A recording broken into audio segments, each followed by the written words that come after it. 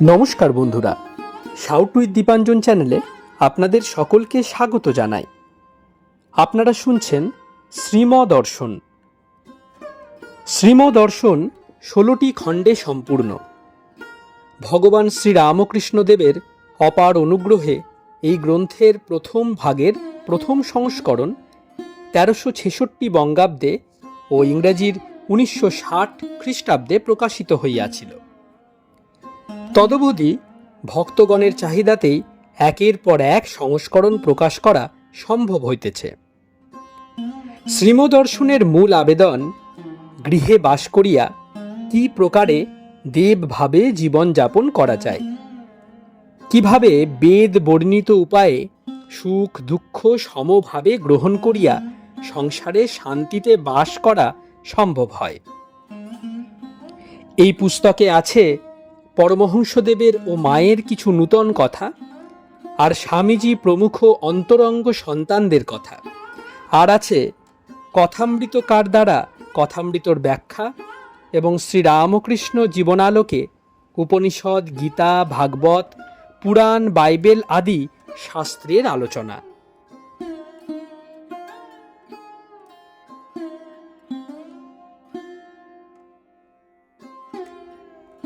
স্বামী নিত্যাত্মানন্দ বিরচিত শ্রীমদর্শনের আজ 17তম পর্ব। চলুন আজকের পর্বটি শুরু করা যাক।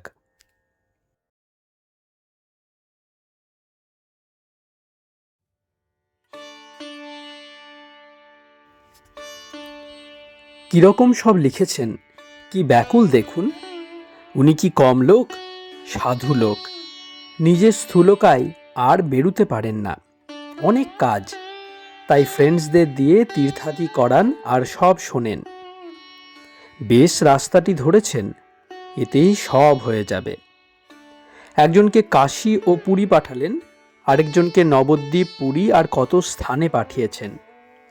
আবার এখানকার সবাইকে শিমুলতলার বাড়িতে নেবার জন্য কি ব্যাকুলতা। টাকার মায়া এমনি করে কাটিয়েছেন। তার বড়ই ইচ্ছা যারা ঈশ্বরের নাম করেন তাদের একবার শিমুলতলা নেন। কিন্তু কি করে হয় যাওয়া? বুড়ো মানুষের প্রাণ যে যায়। উনি কলকাতা রয়েছেন, কিন্তু মনটা পড়ে আছে এখানে। কি ব্যাকুল। রোজ চিঠি দিচ্ছেন এখানে কি হচ্ছে জানবার জন্য। এত ব্যাকুল। ঠাকুর দুই বন্ধুর গল্প বলতেন, মনই সব, মহাত্মা লোক। দেখো কেমন গ্রেটফুল। কে একজন সাধু প্রথম ঈশ্বরের কথা শুনিয়েছিলেন, তাকে অনেক দিন থেকে প্রতি মাসে 25 টাকা করে দেন। এ কি কম আশ্চর্যের কথা? কটা লোক করে? ইনি হলেন রঙ্গমঞ্চের ম্যানেজার।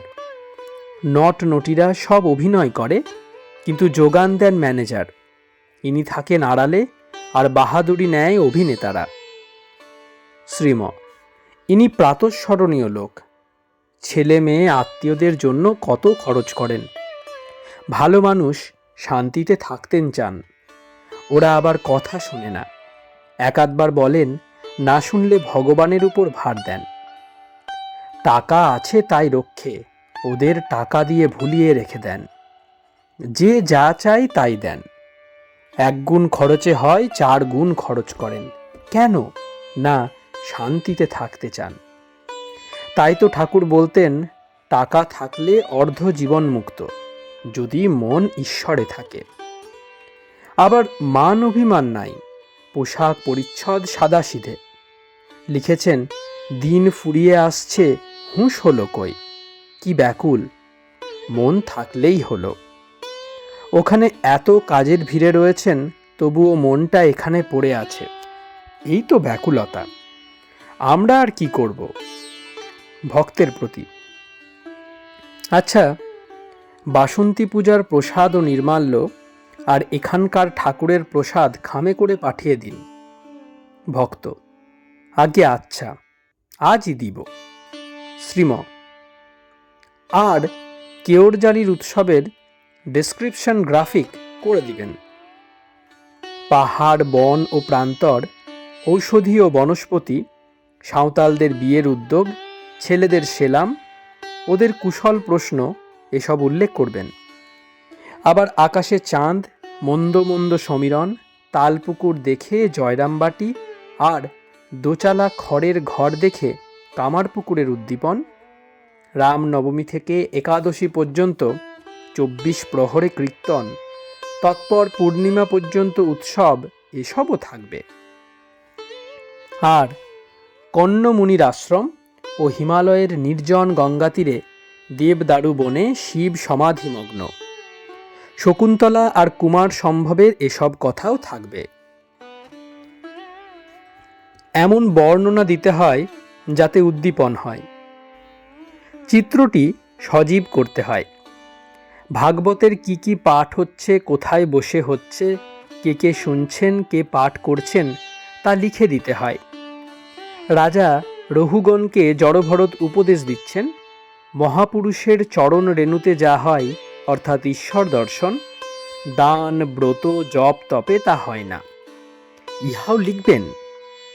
আবার উপনিষদের কি কথা হলো, শ্রী শ্রী রামকৃষ্ণ কথামৃতের কোথায় পাঠ হচ্ছে, বেশিরভাগ কি কি কথা হচ্ছে, এসব থাকবে। যেমন নচিকেতা বললেন যমকে, স্ত্রী পুত্র রাজ্য সুখ এসব কিছুই চায় না, চাই একমাত্র ঈশ্বর। ঠাকুর বলছেন, বাবা ঈশ্বরই সত্য, সংসার অনিত্য, দুদিনের, তার ভজন দর্শন না হলে জীবন বৃথা। এমন সব কথা থাকলে তবে উদ্দীপন হয়। রোজ চিঠি লিখছেন, আহা কি ব্যাকুল। টাকা কড়ি ঐশ্বর্য হলেই আজকাল লোক সদ্বংশ বলে, কিন্তু তা নয়। সদ্বংশ মানে যে বংশে ভগবানকে পূর্বে অনেকে ডেকেছেন, যে বংশে দোল দুর্গোৎসব, খাওয়ানো দাওয়ানো, সাধু ভক্ত ব্রাহ্মণ দরিদ্রের সেবা, এই সব হয়েছে, তাকেই বলে সদ্বংশ। 3. মধ্যাহ্নে আহার হইয়া গিয়েছে। শ্রীম কুটিরের বারান্দায় তক্তপোষে বসিয়া আছেন। নিকটে মুকুন্দ ও বিনয়, ছোট অমূল্য ও গদাধর আর জগবন্ধু শচীনন্দন রহিয়াছেন। শচী কলেজে পড়েন, আজ কলিকাতা হইতে আসিয়াছেন। এখন বেলা 11টা। সাধকের জীবন কিরূপ হইবে শ্রীম তাহা বলিতেছেন। শ্রীম মুকুন্দের প্রতি। থাকবার স্থান থাকলেও আরেকটি আড্ডা করতে হয়, যেখানে সারা দিন একা একা থাকা যায়। খেয়ে আসা শুধু বাড়ি থেকে। কাশীপুরের বাগানে ঠাকুরের অসুখের সময় বাড়ির কাছে একটা বাসা ভাড়া করে আমি ছিলাম, আর মেসে খেতাম। সকলে ডাইনিং হলে যেত, আমার খাবার 3 তলায় দিয়ে আসতো। একটি ঝি রান্না করত। ঠাকুর শুনে বললেন, বেশ করেছ, বেশ করেছ, বেশ করেছ, 3 বার বললেন। তখন তার শরীর কঙ্কালসার।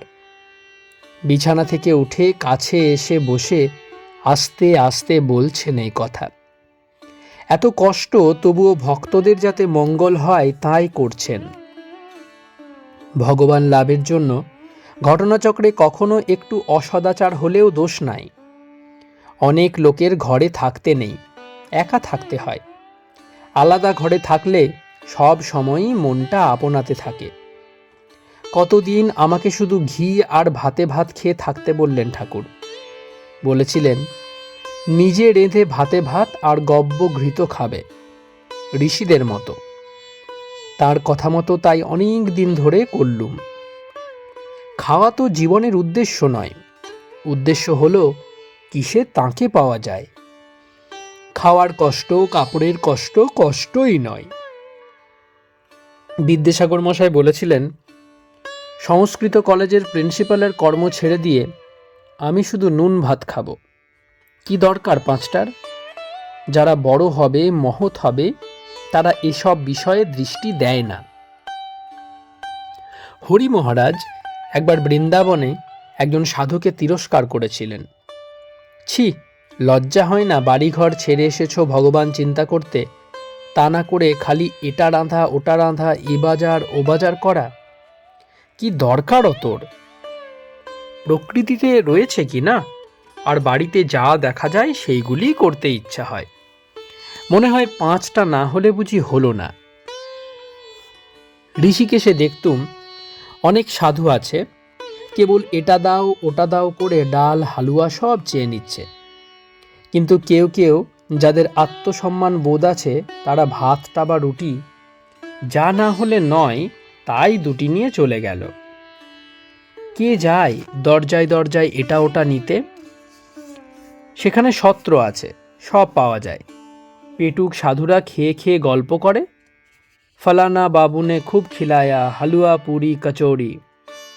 ঠাকুরের নিকটও দক্ষিণেশ্বরে কোনো কোনো সাধু এরূপ সব গল্প করত।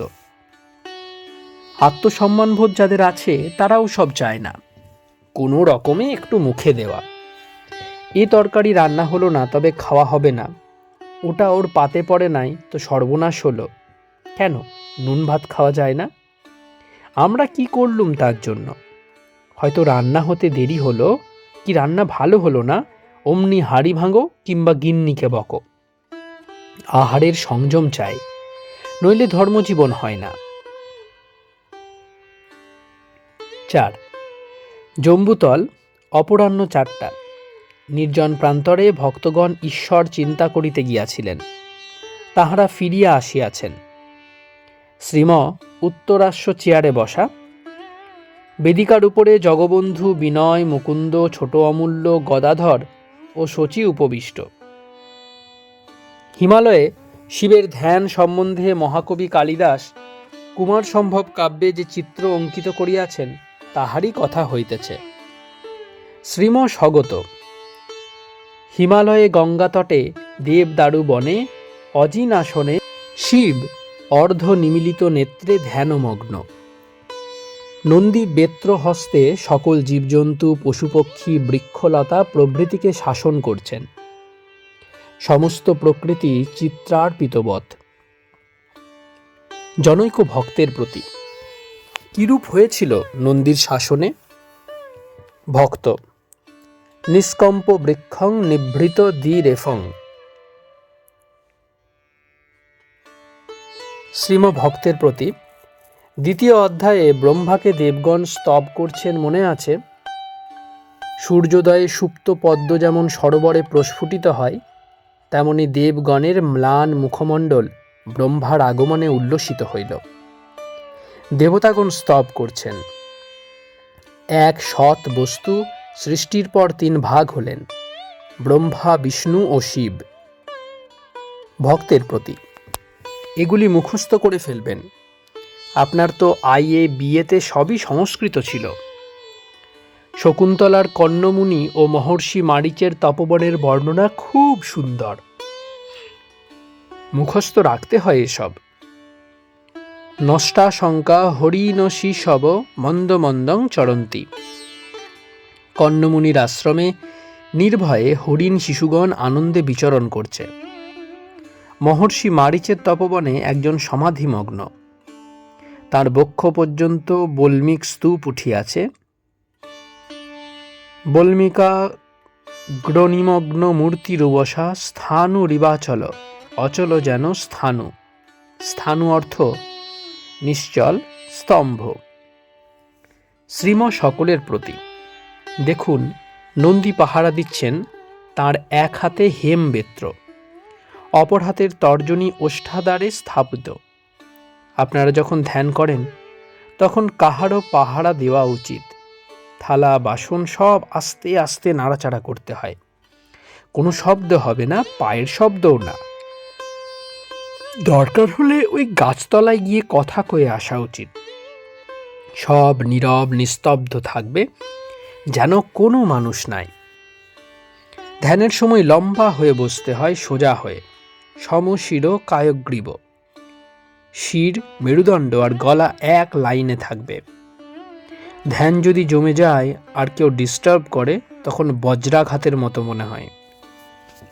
মা ঠাকুরুন একবার চিৎকার করে কেঁদে উঠেছিলেন ধ্যানে বাধা প্রাপ্ত হওয়ায়।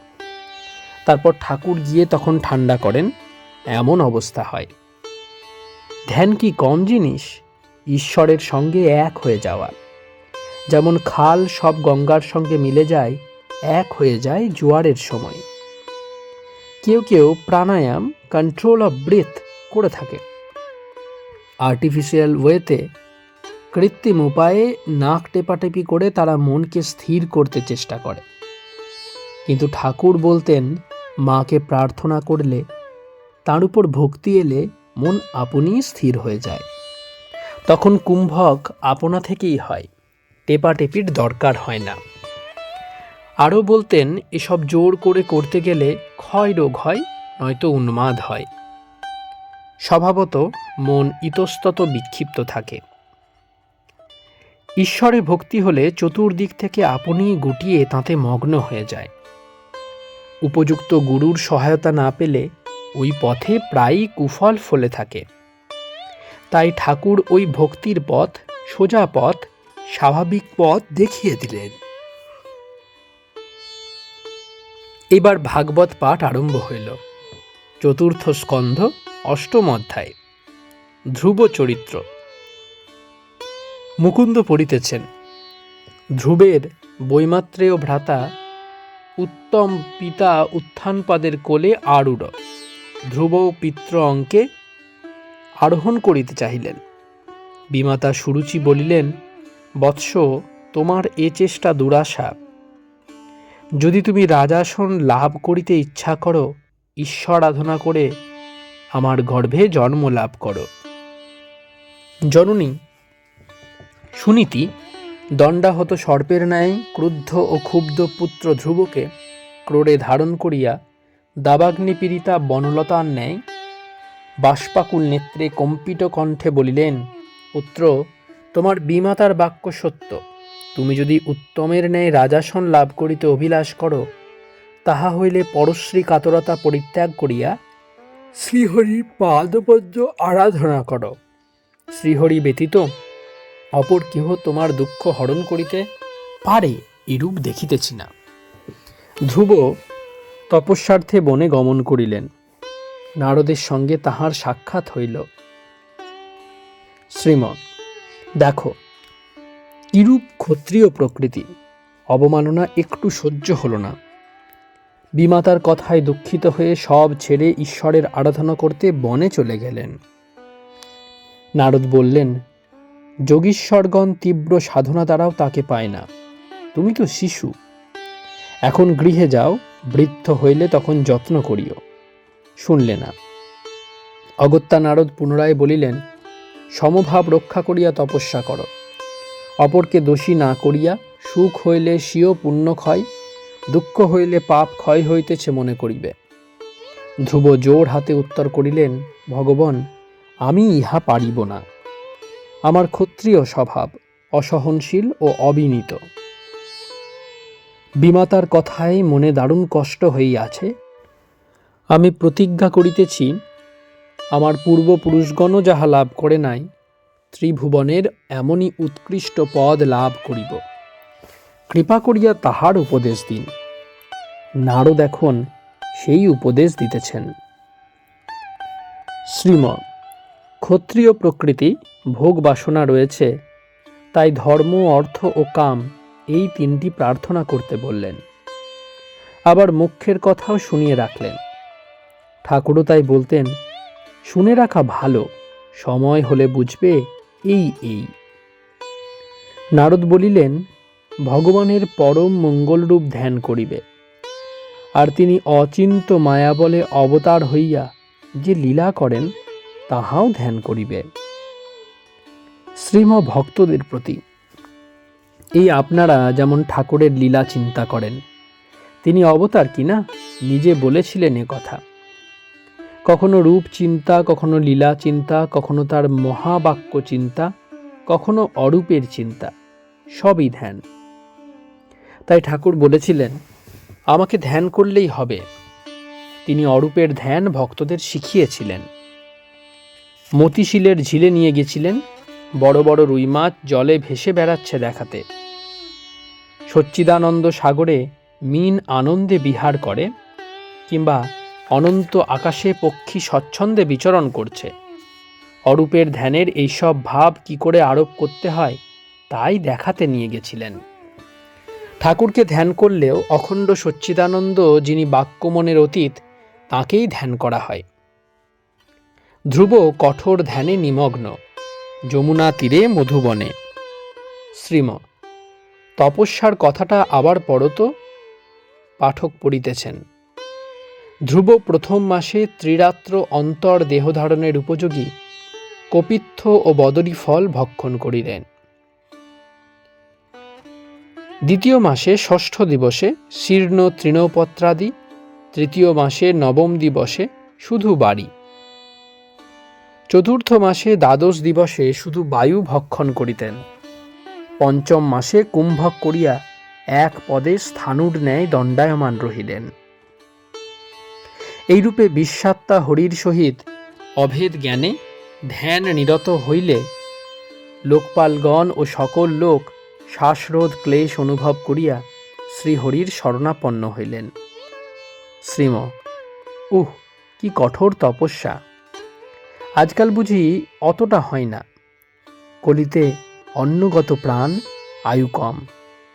তাই ঠাকুর প্রার্থনা করতে বলেছিলেন, কেঁদে কেঁদে নির্জনে গোপনে ব্যাকুল হয়ে। বলেছিলেন, একদিন এক রাত কেউ কাঁদলে তিনি দেখা দেন। ঠাকুরেরও এই অবস্থা। গঙ্গার উপর নৌকোতে মাঝিকে একজন প্রহার করছে, তার আঘাত নিজ পিঠে অনুভব করলেন। ঘাসের উপর দিয়ে লোক চলে যাচ্ছে, তিনি গায়ে যন্ত্রণা বোধ করছেন।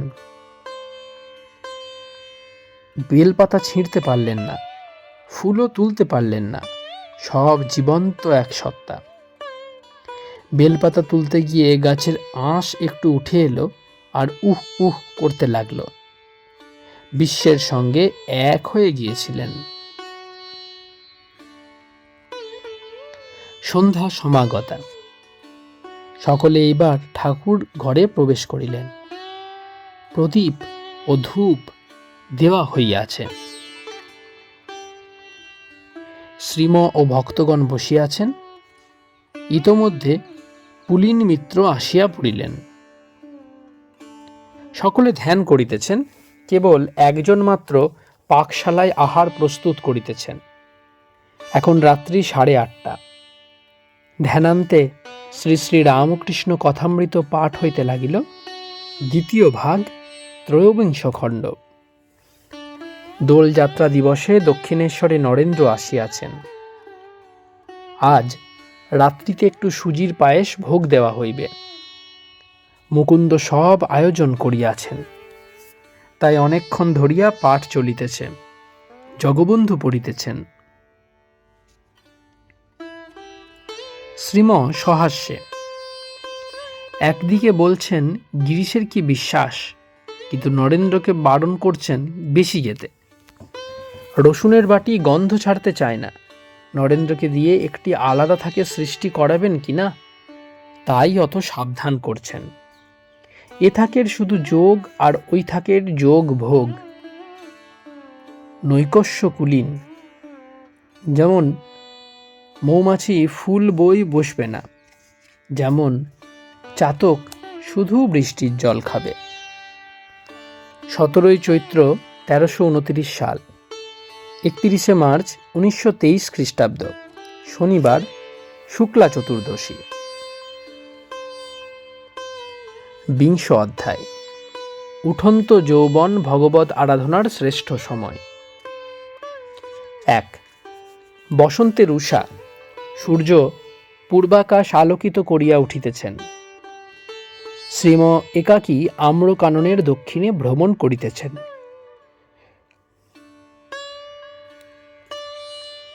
তাহার ডাহিনে মহুলতলে বসিয়া অন্তেবাসী ধ্যান করিতেছিলেন। রজনীর শেষভাগে তিনি আসিয়াছেন। এক্ষণে তিনি আশ্রমে ফিরিয়া যাইতেছেন। সম্মুখে শ্রীমকে দর্শন করিয়া ভূমিষ্ঠ হইয়া প্রণাম করিলেন। উভয়ে গিয়া মহুল বৃক্ষতলে উপবেশন করিলেন। এই স্থানটি আশ্রম হইতে প্রায় অর্ধ মাইল। শ্রীম উপনিষদ পাঠ করিতেছেন। শ্রীম আত্মসত্তাতে, ঈশ্বরের সত্তাতে সব সত্তাবান। বিপ্র পত্নীদিগকেও এই কথা বলেছিলেন শ্রীকৃষ্ণ। পতি, পুত্র, বিত্ত এ সকল প্রিয় বস্তু কেন? না, আমি এদের ভিতর রয়েছি আত্মারূপে, তাই এরা সব প্রিয়। কিন্তু আমি সকলের প্রিয়, প্রিয়েরও প্রিয়। তোমরা আমাকে ভালোবেসে খুব উত্তম কার্য করেছ। তস্মিন তুষ্টে জগৎ তুষ্টং। তাকে তুষ্ট করতে পারলে সব তুষ্ট হলো, তাকে জানলে সব জানা হলো। নিজের সুখের অন্বেষণ সকলে করছে, কিন্তু নিজেকে জানলেই যে পরম সুখ সে খবর জানে না, তাই নানা স্থানে ছুটোছুটি করে। পতি, স্ত্রী, পুত্র, বিত্ত এই সকলই নিজের সুখ বিধান করে বলে প্রিয়। সেই নিজের, সেই আত্মার, সে আপনার সন্ধান করতে যাজ্ঞবল্ক্য মৈত্রেয়ীকে উপদেশ দিলেন। ঠাকুর বলতেন, মোড় ফিরিয়ে দাও। যে মন দিয়ে পতিপুত্রকে ভালোবাসছ সেটি তার দিকে, অর্থাৎ তোমার সত্যিকারের আপনার দিকে, নিজের দিকে ফিরিয়ে দেওয়া। জিনিস একটাই, শরীরকে না ভালোবেসে স্বরূপকে ভালোবাসো। আত্মীয় কুটুম্ব বৃত্ত থেকে মন উঠিয়ে তাতে দিলে সকল লেঠা চুকে যায়। নানান খানা আর ভাবতে হয় না, এক টানা ভাব। যেমন গঙ্গা প্রবাহ গোমুখী থেকে গঙ্গাসাগর পর্যন্ত, নইলে অনেক লেঠা। ঠাকুর বলতেন, জীবন, যৌবন, বিদ্যা সব তাকে দিয়ে দিতে হয়, তাহলে আর এত ভাবতে হয় না। উঠন্ত যৌবন ভগবান আরাধনার প্রকৃষ্ট সময়। শরীরে বল থাকে, মনে তেজ থাকে। বৈদিক গুরু শিষ্যকে বলেছিলেন, তাকে এই শরীরে জানতে না পারলে মহা বিপদ, অর্থাৎ জন্ম মরণ চক্রে পুনরায় পড়তে হবে।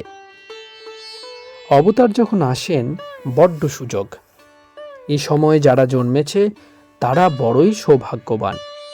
সব তৈরি, শুধু খাওয়া। প্রচুর আয়োজন, আবার পরিবেশন করে অপেক্ষা করছেন, শুধু একটু কষ্ট করে খাওয়া। Come unto me, all ye that labor and are heavy laden, and I will give you rest. For my yoke is easy and my burden is light. Saint Matthew.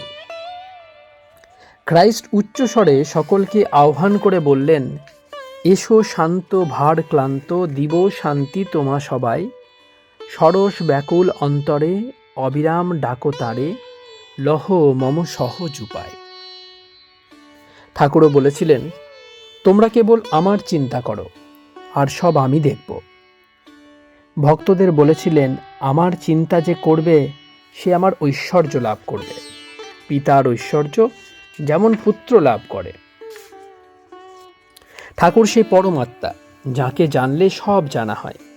মৈত্রীকে যা জানতে উপদেশ দিলেন যাজ্ঞবল্ক্য। তাকে যদি কেউ ভালোবাসে প্রাণ দিয়ে, তবে তো সব হয়ে গেল। অত শত করতে হয় না, সহজ হয়ে যায়। যেমন গোপীদের হয়েছিল, অক্রূরের হয়েছিল। ঠাকুর বিধান খুব সহজ। বলতেন, ব্যাকুল হয়ে নির্জনে গোপনে কাঁদো আর বলো, দেখা দাও বাপ। দেখা যে দিতে হবে, তুমি যে আমার আপনার বাপ, পাতানো বাপ নয়। অন্তেবাসী, ব্যাকুলতা স্থায়ী হয় কই? শ্রীম, ওই রকম হয়, আসে যায়। প্রার্থনা করতে হয়, তাঁর কৃপায় পরে স্থায়ী হয়। তখন এক টানা ফুলগুড় মতো বইতে থাকে অন্তরে, বাইরে হয়তো প্রকাশ নাই। পাল তুলে দেওয়া তাঁর কৃপাবন বইছে। সম্মুখে আম্র বৃক্ষ, মুকুল শোভিত, অলিকুল গুনগুন রবে মধুপানে মত্ত।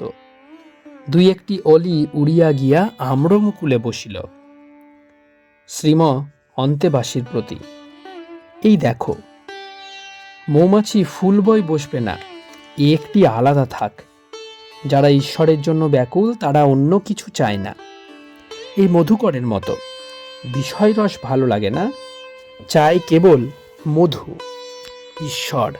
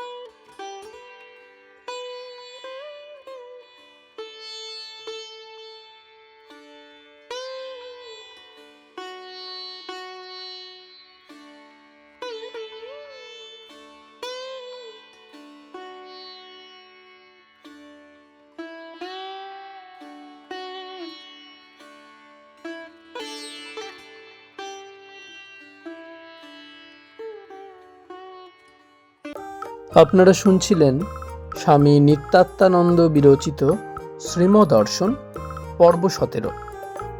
আমাদের পর্বগুলি কেমন লাগছে আমাদের জানান। যদি কোনো সাজেশন থাকে সেটাও জানাতে পারেন। আমাদের ভিডিওগুলি আপনার বন্ধুবান্ধব ও পরিবার পরিজনের মধ্যে শেয়ার করে সাউটুই দীপাঞ্জন চ্যানেলটি সাবস্ক্রাইব করে দেবেন এবং বেল আইকনটি প্রেস করে দেবেন। অনেক অনেক ধন্যবাদ। নমস্কার, ভালো থাকবেন। জয় ঠাকুর, জয় মা, জয় স্বামীজি।